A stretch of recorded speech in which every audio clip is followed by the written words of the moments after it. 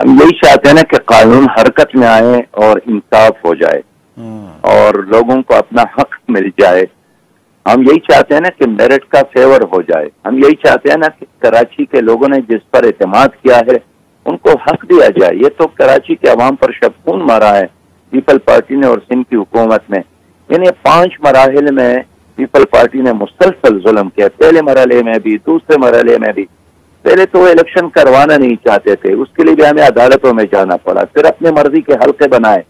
پھر دوسرے اور تیسرے مرحلے میں بھی اپنی مرضی چلائی اور اس کے باوجود بھی وہ کامیابی نہیں ملی. تو آج انہوں نے یہی کیا کہ 31 لوگوں کو پولیس اسٹیشن تک پہنچنے میں انہوں نے سرکاری وسائل، پولیس اور اپنے پارٹی کے لوگوں کو استعمال کیا.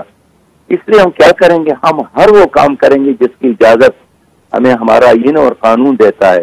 کل ہمارا یوم سیابی ہے. کل ہم نے مرکزی شورا کا اجلاس بھی بلایا ہے، اس میں بھی ہم اس کا جائزہ لیں گے اور عدالتوں میں بھی اس کا پیچھا کریں گے اور چوک اور چوراہوں میں بھی اس کا پیچھا کریں گے.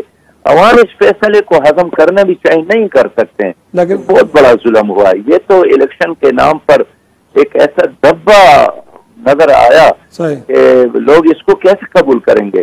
اور اگر الیکشن ہو شرازی صاحب، لوگ الیکشن پر کیسے اعتماد کریں گے؟ اگر الیکشن کمیشن نے ایک شہر میں الیکشن شفاف نہیں کر سکا تو وہ پورے ملک میں کیسے الیکشن کر سکتے ہیں؟